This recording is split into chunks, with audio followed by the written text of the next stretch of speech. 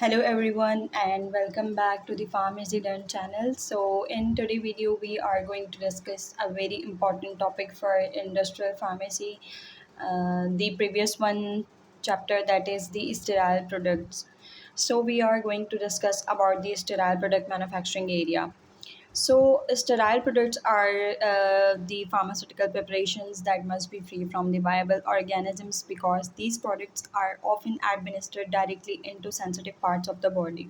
Maintaining a controlled and clean manufacturing environment is extremely important.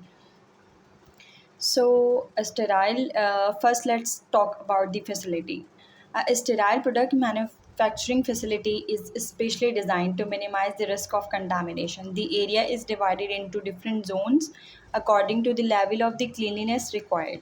So, the design should allow the smooth movement of materials and personnel while preventing the unnecessary entry into the critical areas.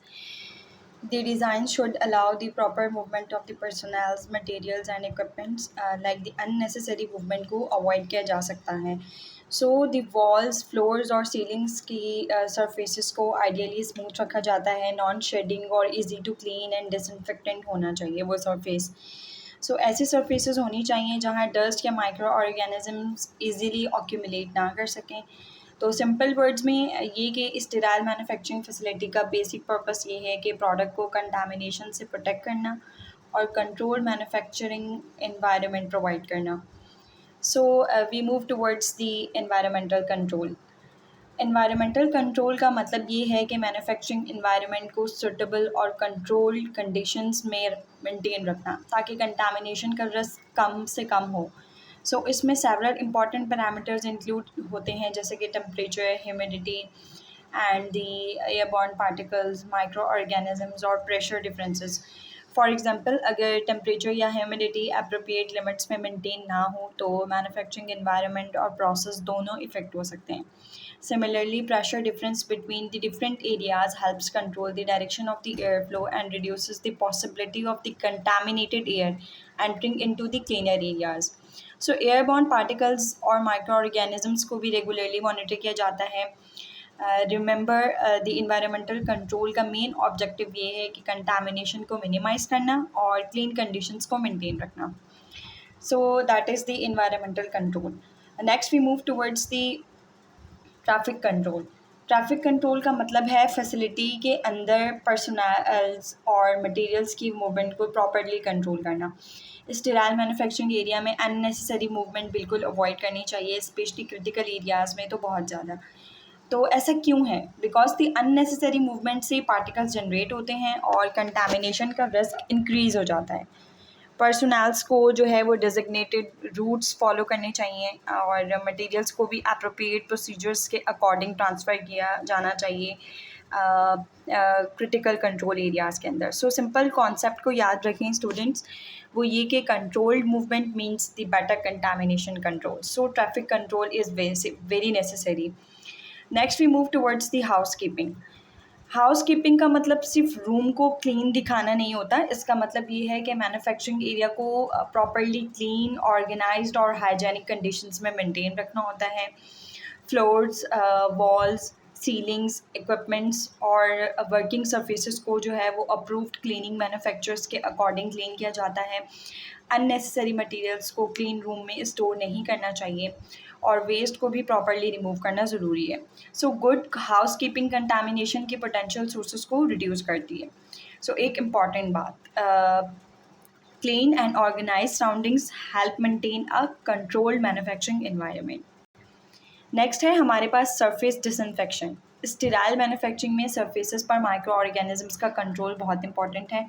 सबसे पहले cleaning की जाती है तो dirt को remove किया जाता है, रेजिड्यूज़ और अदर अनवांटेड मटेरियल्स को.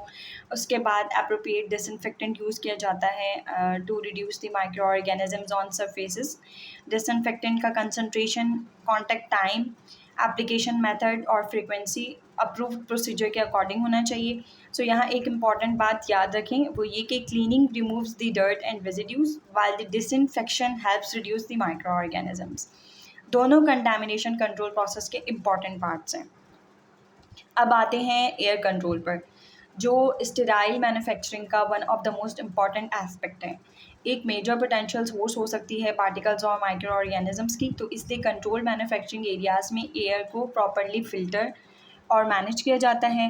Hepar filters very small airborne particles को रिमूव करने में जो है वो इम्पॉर्टेंट रोल प्ले करते हैं। एयर फ्लो भी केयरफुली कंट्रोल्ड होता है so that the contaminated air critical areas की तरफ ना जाए जो कंटामिनेटेड एयर है। सो प्रेशर डिफरेंसेस रूम्स के दरमियान जो हैं वो एयर फ्लो डायरेक्शन को कंट्रोल करने में हेल्प करते हैं। सो इसलिए एयर कंट्रोल को याद रखने के लिए जो है वो 3 वर्ड्स को याद रखें: filtration, airflow and monitoring. So these three are very important for maintaining the required clean environment. Finally, let's talk about the personnels. Actually pupil clean room में contamination का एक major potential source हो सकते हैं। हमारी बॉडी से naturally skin particles, hairs और microorganisms release हो सकते हैं। That's why sterile manufacturing area में enter होने वाले personnels को proper training देना बहुत important होता है। personnels को appropriate gowning, hand hygiene, personal health hygiene और clean room behavior follow करना चाहिए। Gown, gloves, mask, hair cover और अदर प्रोटेक्टिव गारमेंट्स कंटामिनेशन को रिड्यूस करने में हेल्प कर सकते हैं। So unnecessary talking, unnecessary movement और इम्प्रॉपर बिहेवियर को जो है वो अवॉइड करना ज़रूरी है। So please remember, a well-controlled clean room is only effective when the people working inside it follow the proper procedures. चलिए अब टुडे रिवाइज करते हैं। स्टेराइल प्रोडक्ट मैन्युफैक्चरिंग एरिया में हमने क्या क्या डिस्कस किया। सबसे पहले हमने फैसिलिटी को डिस्कस किया, proper design and control layout होना चाहिए। देन इन्वायरमेंटल कंट्रोल, उसमें जो है हमारे पास temperature, humidity, particles, micro organisms and pressure को हमने डिस्कस किया। Then traffic control movement of the personnels and materials. Other one is housekeeping, the clean and organized manufacturing area. Surface disinfection is the reduction of the microorganisms on the surfaces. The next is air control, filtration, airflow and monitoring. And finally the personnel control, proper training, hygiene, gowning behavior. So in सबका ultimate purpose क्या है? To minimize the contamination and maintain the quality and sterility of the pharmaceutical products, of the sterile pharmaceutical products. So अगर आपको आज का lecture helpful लगा हो, don't forget to like this video and subscribe to the pharmacy learn and share it with your family and friends. So मिलते हैं next lecture में जहां हम इंडस्ट्रियल फार्मेसी का स्टेराइल प्रोडक्ट्स का नेक्स्ट इंपॉर्टेंट कॉन्सेप्ट डिस्कस करेंगे। So thank you for watching this video.